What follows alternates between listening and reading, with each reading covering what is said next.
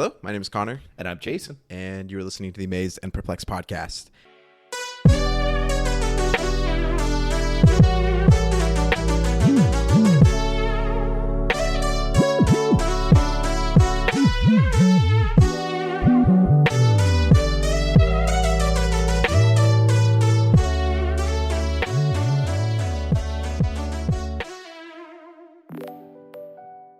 Today we're going to be discussing the second half of 1 Kings chapter 22. This is kind of like the ongoing series that we're doing, walking through the life of Elijah. And Elijah's not in this chapter directly by name, but he is around, and it's all part of the context in terms of how we are processing through his life. Last week we talked about the first half of the chapter, and if you didn't listen to that, go and listen to it. But we said something at the end of the podcast that we wanted to talk about God wanting the death of Ahab, because we didn't really get to that last episode.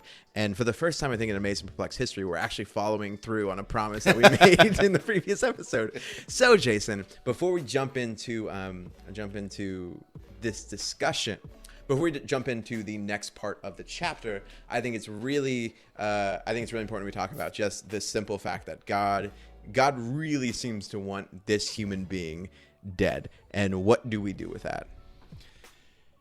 What comes to mind is when we process stuff like this, a big challenge we have is we're not God. And I know that's simplistic and can be seen as cliche, but it's just true. I mean, we often think when he says in Isaiah, my ways are not your ways, as high as heaven's and earth, but it's just always true. And so when you study any literature, good writers will establish the context, and then you have to interpret the actions of the actors in that story per the context established. So if everybody has, superhuman powers, then you have to interpret it that way. If nobody has superhuman powers, you have to interpret it that way. And so God sets this up as he created everything and he's outside of it. And so he's timeless, so he has different values than we have. And I think that is critical to bring to these discussions is his values aren't ours. And I'm not even trying to justify him. God is God. He doesn't need me to justify him. But I am saying for my understanding of Scripture, I have to keep that at the forefront. He is a loving God, and simultaneously, he's a just God. Yeah. So when I imagine Naboth, the guy that had the orchard or the vineyard, and his wife had him killed, and Ahab had the power, so it was his responsibility to stop Jezebel.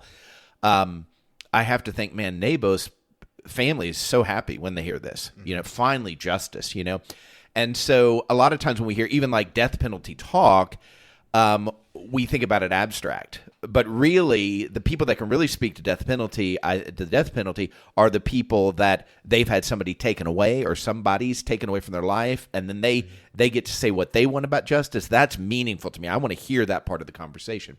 Mm-hmm. So the first thing I think we need to do is own it honestly. Exactly what you said is true. We're not whitewashing this. We're not saying, oh, yeah, it's not what we think. I mean, God was specific. Now, we'll remember, it was a couple chapters back where Ahab received a word of judgment and Ahab repents.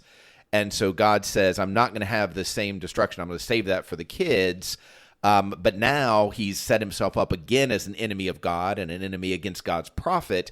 And God's like, look, this guy is doing harm. And I think it's interesting because Jehoshaphat asked for a man of God earlier in this chapter, and we remember that Ahab was very resistant. He's like, oh, this guy never has anything good to say for me and this kind of thing. Well, and then Micaiah? Is that what we thought his name was? That prophet said, look, initially, yeah, go. And Ahab's not believing it. And he's like, no, you're all going to be dead. And so they put him in prison. And Jehoshaphat, who we learn in the rest of this chapter is a good king relative to the kings of that time, he gets drawn into this evil. Yeah. So how many people died because of Ahab in this very moment? So when we step back and say, what is justice? This is the part where, for me, and I'm not saying anybody else has to feel this way, I'm like, if God is God and I'm going to be a believer in God, there are some assumptions that this came from love for the whole, not just the one, and then second of all, this represents justice in their very situation. Yeah, there's so much there, and I think I can echo almost everything you said, and you can still be uncomfortable about this and still not be 100% sure that you're okay with it. Like, it can be something you can wrestle with. I think, I had not put this together, and maybe this is maybe maybe this is the first thing that jumped to your mind when you thought about this, like the fact that for Ahab to stop causing destruction to his people, he has to die. The reason Ahab has to die is because as a king, he is causing so much injustice and so much trouble. And the reason that is the system is because that's what the Israelites have begged for, right? Is you have a king that gets to do what the king wants to do until the king dies. And so I'm just wondering here, is there a piece in which like God is operating in the system that he didn't want to establish for the Israelites, but that they begged him for? And so this is just a piece of like, God is not necessarily, this is not God's ideal plan for how Ahab's life works out or how he's going to work in his kingdom, but this is his way of working with his people. And even in saying that, I still feel gross, because we'll talk about later on, there's a sense of like there is justice here, and that Ahab should not be the king because he's a terrible king who gets many people killed and acts selfishly and is just genuinely not a good dude. And so it's good that he's no longer a king. And you would think the next part of the, and we'll transition here in a second, you would think the next part of the story is Ahab's killed, and then a new king takes place who now brings in a reign of justice and mercy and fairness and following God, because that would seem to be the thing that makes sense narratively and would leave the reader satisfied. But as we're going to see, that is absolutely not the case. That's a great point. You know, I don't know how many weeks ago now we did an episode on the parable of the wheat and the weeds, and you know, I just that was so powerful for me, that discussion, and it comes up all the time. But I think this is a perfect example of God saying, I'm not weeding out all this injustice. I will work with it, you know. Mm-hmm. But Ahab is not a young guy. I mean, he's had a good long reign here, and so I think that is one of those dynamics. But I do echo, I don't want to suggest, it's human life, and you take just it, feel you good don't about take it. Just feel good about it. Yeah. And I think I could even go as far as to say is like, I doubt this is something that God is excited or happy to do. Like, I think, although that is fascinating, ascribing emotions to God, how God acts, but then you get into Jesus felt certain ways about his act. I don't know. We're not going to go down that whole road right now. But anyways, I think it's really important that we own that this is in Scripture, this happened, and you don't have to feel okay about it. But maybe especially for me who felt so strongly at it first, maybe there's some other angles to this that would maybe bring you some peace. So Jason, would you kind of give us a brief description of what happens in the second half of chapter 22? Yeah, absolutely. So Ahab and Jehoshaphat are there. They've ignored Micaiah's word. They go into battle, and Ahab says to Jehoshaphat, "Hey, I'm going to be disguised," which that just breeds confidence. You know, your coworker is like, "Let's pretend I'm not a king," you know. And when they come up, and Aram, wait, who's the guy that gets shot at all the time? Yeah, I think we should dress Dave up as the as the guy who gets shot at all the time. So basically, the other king, the opposing king of Aram, orders 32 chariot commanders, avoid everybody else, ignore everybody else, just go for the king. And they go to Jehoshaphat initially, who is the only guy presenting as a king. And I think it is funny. It says in verse 32, but when Jehoshaphat cried out, they said, he's not the king, you know. But some random person shoots an arrow, and it immediately hits Ahab, between his armor, which is, it to me, that reminds me of David hitting Goliath with the stone at just the right place, at just the right velocity, to knock him down. And to fulfill, this prediction, it describes his bleeding and how dogs licked it up, and basically everybody flees.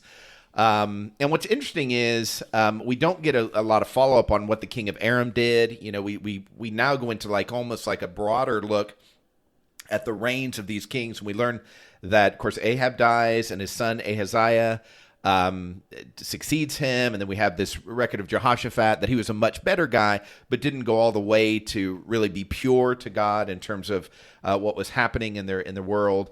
And then we have a brief description of at least the introduction to Ahaziah's reign. He only reigns 2 years, just like his dad. And it ends the chapter with, and he aroused the anger of the Lord. And I would say, didn't learn a thing from his dad's life. Yeah. So there's your chapter. So with all that, what occurs to you?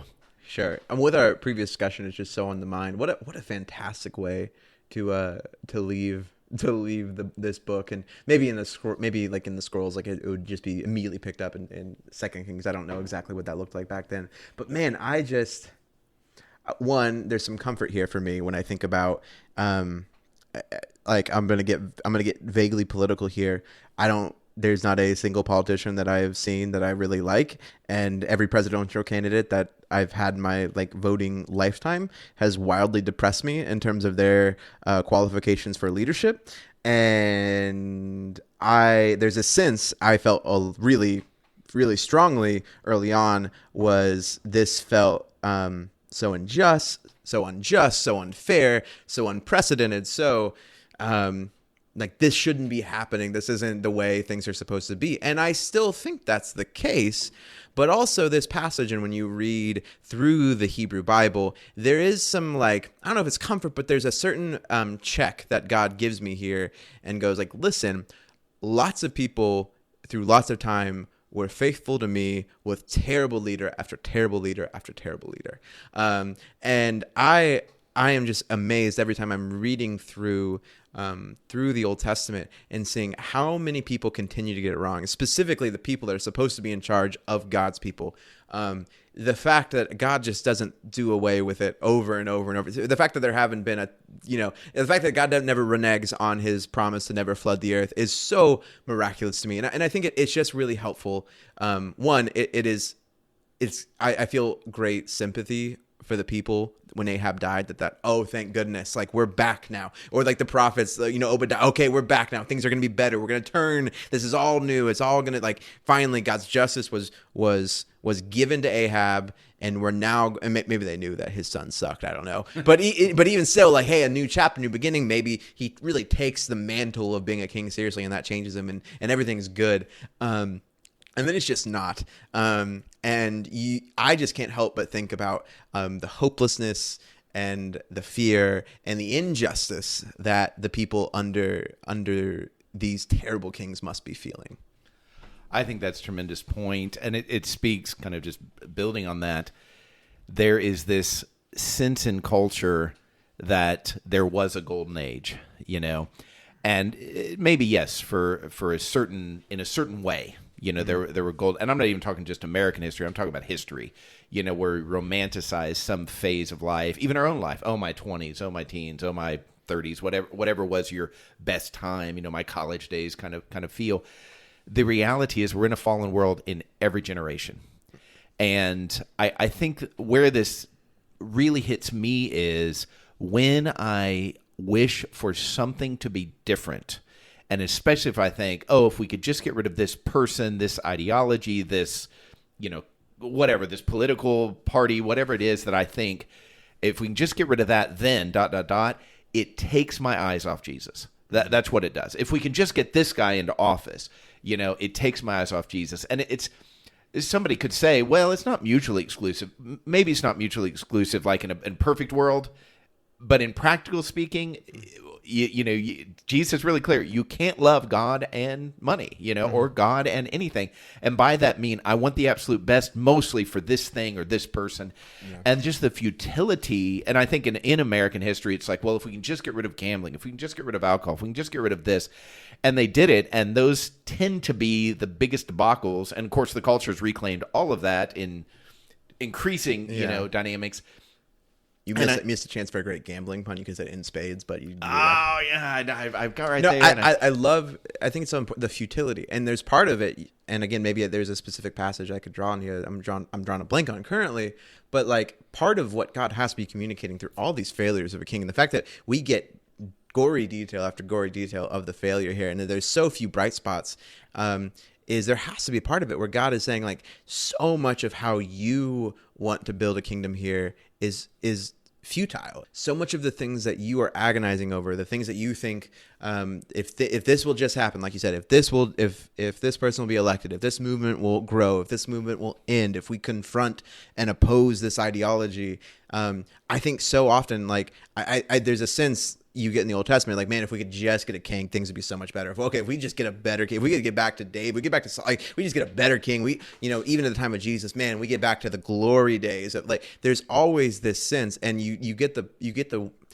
I begin to wonder, is part of what God is trying to communicate in all this of like, hey, listen, the things that you are just placing as gods are so futile, and even if they're good for a moment, even if it's a good king, a good president, a good politician, a good movement, if it is not centered in ultimately Jesus, if it's not centered in the kingdom of God, like there's always going to be somebody to come and try to corrupt it and try to ruin it and try to turn it for bad. So it's not bad. It's not a bad thing to try and have good people be politicians or good movements.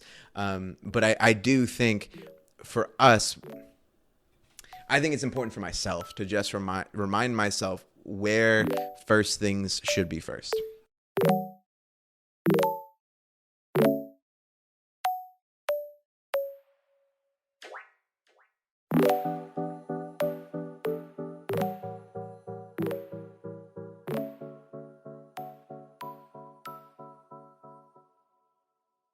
That's exactly it. That's where my mind is. I guess one way I'm thinking about it is, if I'm allowing anything to make me feel or cause me to feel restricted in how I love, or how I connect with God, then I need to give that some attention. That's the wording. That's the wording. If my ability to love my neighbor, or if my ability to love God is predicated on anything coming through for us, any event, any person that isn't Jesus, ultimately, like, that's just going to take us farther away from loving God and loving our neighbor. That was helpful. Thank you. Yeah, and I think this is a funny thing. You referencing, the people asking for a king. To me, that was like one chapter years and years and years ago. Mm-hmm. For them, and for me, it's even more years and years and years and years ago. But for God, that's present. Like He's eternal, and this is one of those dynamics. How do you assess time from a timeless beings? But He's saying, do you see? Do you see? Do you see? Do you see? And stop asking for a better king. Mm-hmm. Seek me. This is the message. Whether this is after Jesus or before Jesus, it's always seek me. I had this experience in the beginning. We had the fall, and I'm just saying the answer is to seek me. Mm-hmm. And I think a lot of times especially if you're young and you come into a generation and you notice all of the mistakes of the past, and I think that's part of how God wired us, is to notice those mistakes. And then to say, well, if I can just fix these mistakes, then I'll develop heaven on earth. And I've heard a lot of people over the years, this goes back for 30, 40 years, saying we need to create heaven on earth. We need to create heaven on earth. But of course, their heaven on earth is very different than 10 years later, mm-hmm. and then 10 years later, and then 10 years later. But it's that idea. Number one, we would not even begin to understand what heaven on earth means, because mm-hmm. all we're saying is, if we can just eradicate this, you know what I mean? Mm-hmm. And it's funny because on one hand, and I'm not political, but I'm like, if we can just eradicate big government, and then simultaneously the same person around, if we can just eradicate, or if we could just empower government to force this, mm-hmm. And I'm like, okay, wait a minute. And I'm not making fun. That's me. Mm-hmm. That's me on one side of things, saying, if we can just take control here, and if we can just give up this, and ultimately it's relaxing God. He's got this. He knows who the presidents are. He knows who the kings are. But he said in Psalm 2, he's like, he laughs at all their power. Mm-hmm. So why am I taking it so serious in my life that I think, well, as soon as this happens, then I can be a loving person? Mm-hmm. That's good. And I think there's even an aspect of, like, there are moments where you might do fantastic work in a moment that 10 years from now, that same organization or that church is no longer there. And the world would say, like, that's a failure. But I think as people of God, we go, hey, for 5, 10, 15 years, that was good, like Christ-like death to self behavior. And we have to believe that that's important. Like, we have to believe this is all a part of, you hear about the reign of Jehoshaphat being a pretty solid guy. There's also some really shady stuff that happens afterwards. And so you go, like, if good is sandwiched by bad, it doesn't negate the goodness in that moment. It doesn't negate the goodness of that moment. I think it just is. Yeah, it doesn't negate the goodness that's sandwiched by the bad. And I think it's a really hard thing to keep in mind, because it requires a death to the idea that things can be solved when I have power, or things can be solved when I have control, or things can be solved when the people that I trust or that have the same ideas as me, when they have power. And if we believe Jesus is who he says he is, like, the ultimate power, ultimate change happens when we are dying to ourselves, when we're relinquishing power, relinquishing things that we would rightfully rule and reign over. And in that way, we do rule and reign and bring about his kingdom. And that is something that I would just really love to actually live out, because I don't know how much of it I get to live out in my day-to-day life. So that's a challenge for me. Well, and I think there's a lot of messages pre our recording today. We were just talking about the dynamic of all these messages in our head of what it is to be a good human, a good man, a good woman, a good husband, wife, parent, all these kind of things, good citizen, and all those mixed messages. And I think part of the beauty of the gospel of God, and by gospel I mean God coming to us not deserving it, him saving us, restoring us, giving us the way, all the dynamics tied up in the gospel. One of the beauties of that is to see all this stuff and not deny it's happening. We're not talking about rose-colored glasses, living in obliviousness, but to say, yeah, that's happening, and I can rest in God. God's got this. And that's not naive. That's a proactive faith. And rest in God is not always going to feel like at the beginning like good and positive, and it's not going to always feel healing and restorative at the first moment. And I think that's where I struggle with, right? Like in the midst of chaos, and okay, I'm going to make a decision to rest in God and what He's already done for me. If I don't see those immediate results, my initial inclination to be like, okay, well then God doesn't have God doesn't want me to be at war with myself for this period of time, or God and I just abandon that death to self and then try to numb some other way. Yeah, that is really what you just said is really speaking to my heart, because I'm in positions at times where I'm really in conflict of on one hand I want to be authentic and vulnerable and honest. And then on the other hand, I find myself in situations that authenticity feels opposed to dying to myself, and how do you live that out in real time?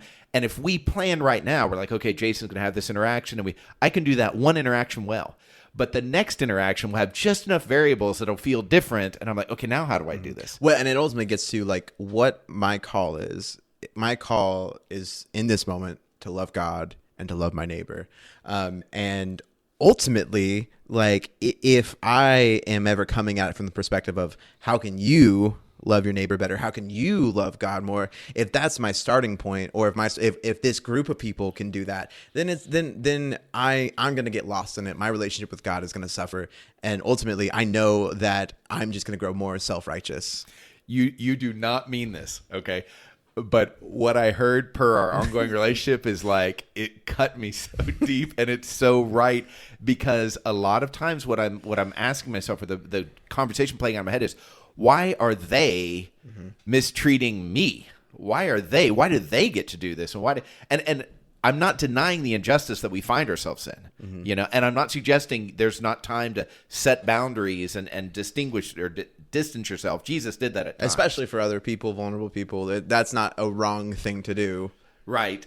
But for me, my dominant question needs to be, how do I love them well? Now, I need to disclaim that a touch by saying, me loving them well doesn't mean I'm accommodating them. I'm not giving them space for evil. I'm not, that kind of thing. It's simply saying, if I choose, let's say I'm going to set a boundary, and I'm thinking about Elijah. It's fascinating to me that he's not part of this story. Yeah. I mean, the country is at war, and he's nowhere to be found. And when they ask for a prophet, they don't even mention him. And if he didn't show up in the next book, in Second Kings, you would think he just disappeared. Yeah, I thought he was dead. Because I'm like, yeah, what? Because sometimes prophets, they show up, they do their job, and like, well, where'd they go? This is a guy who is with Jesus on the Mount of Transfiguration. Like, this is a big deal. He's right. He's important. He's massive. And so you would think you think about like the titans, like who we view as like titans of. Well, it's like the Mount Rushmore of the goats of this fort or whatever. Yeah, you would think man, if Abraham Lincoln was here as a political candidate, it'd be real. Can you just imagine he was transported here and then for whatever reason he was just took 5 years off from commenting or saying anything or doing anything. Right. And you would just be baffled because and it's crazy because it's this is the importance that these people and their descendants give to Elijah. This isn't some, he is massive. He is gargantuan in terms of his stature in these people's minds. I mean, not necessarily these specific people, but he has such an impact later on, and he seems to be absent from what is the most pressing in terms of spiritual battles, but also in terms of very real human life consequences.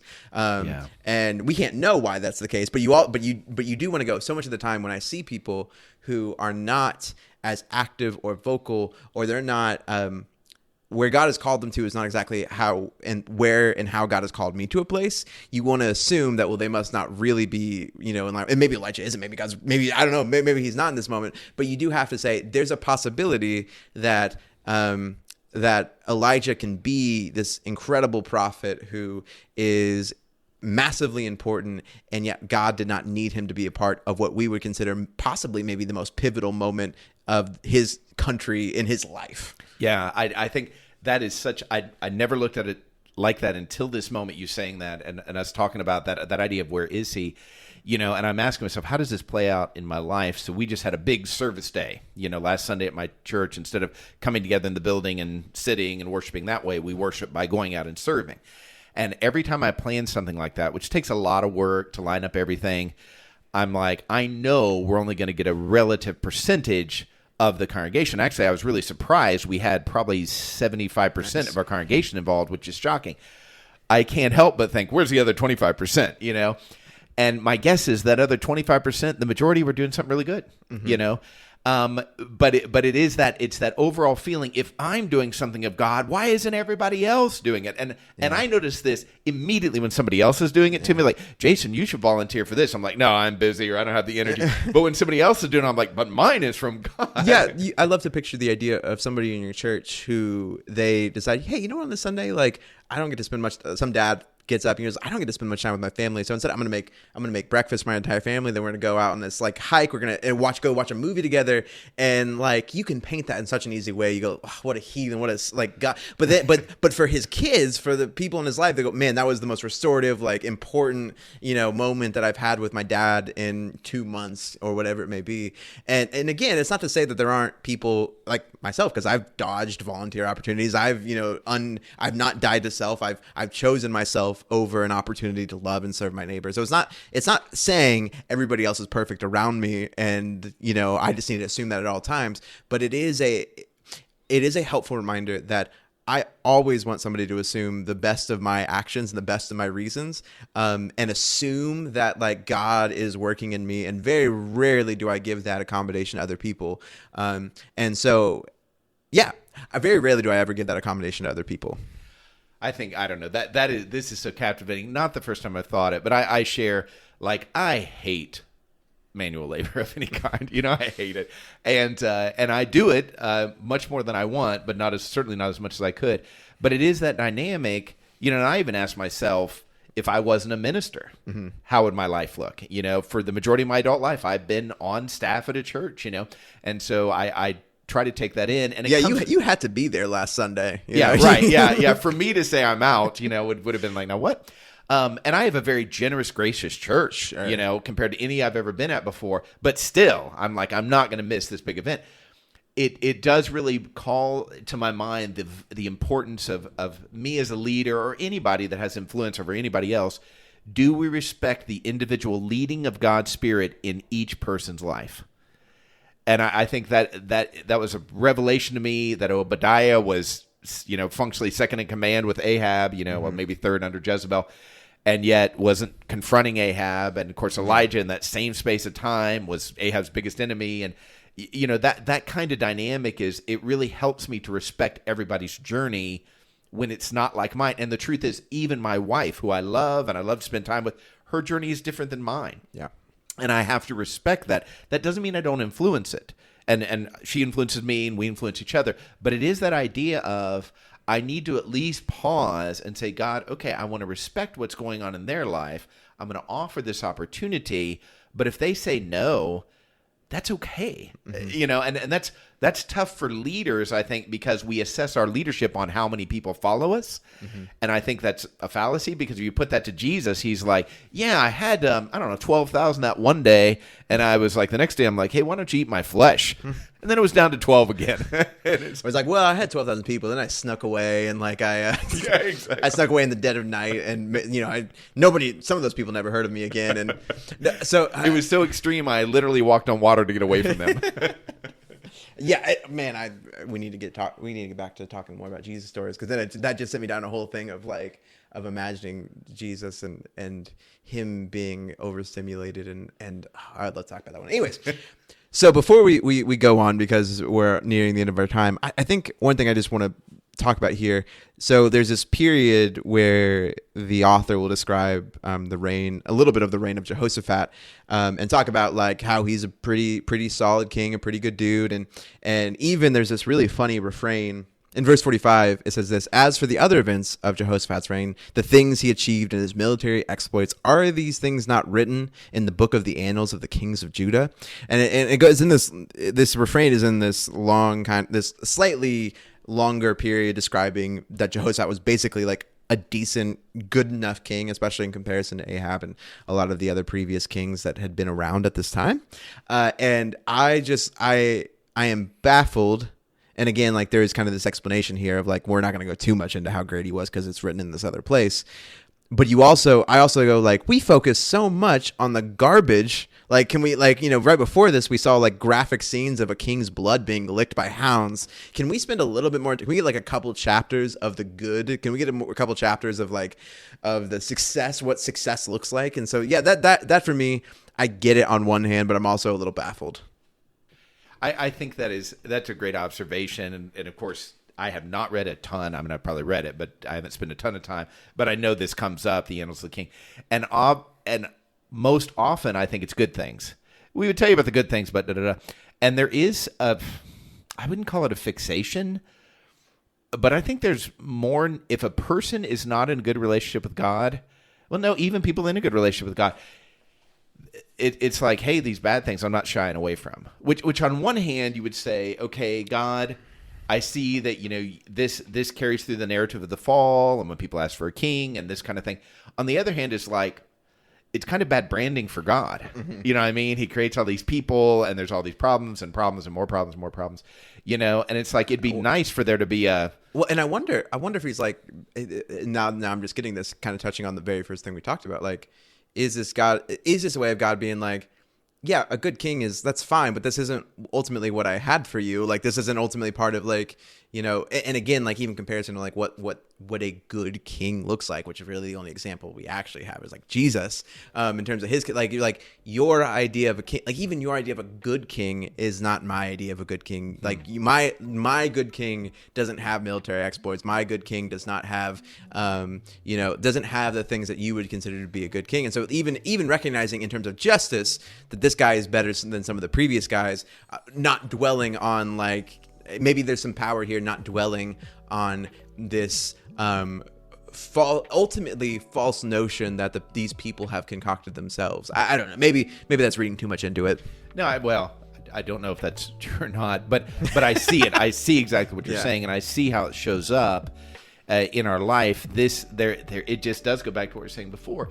There is always the temptation to imagine things being better, and I think on our own terms, by our own power, by human power, the Tower of Babel dynamic, there's always that temptation, and I think God is showing us, and I think that's why he tells us so many of the negative exploits of David, whereas with Saul, you really don't know a lot of his negative exploits. You know some, but not, apparently morally and as a father, Saul was a pretty good king up to the point when that evil spirit that God sent, you know what I mean?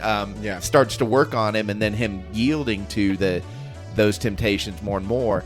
I'm not exonerating him. I'm simply saying God doesn't spend a lot of time talking about the good of them. It's kind of a passing thing, and really goes from like a bird's eye view down to street level really quickly about these bad or difficult and sinful interactions.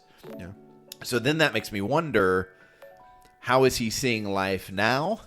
And what is he paying attention to? And it is always the person that is of him, in terms of, even if it looks like Micaiah, you would not read the general history and think Micaiah was the good guy here. He ends up in prison, for goodness sakes, and it's like, yeah, but he was telling the truth, but we wouldn't know that other than God was telling the story. I think that's a great place to leave us, wrapping up 1 Kings, and we will finish out the story of Elijah in the next couple of weeks, maybe a bit more than that. So we just invite you to continue along in this journey. Thank you for listening. Grace, peace, and love.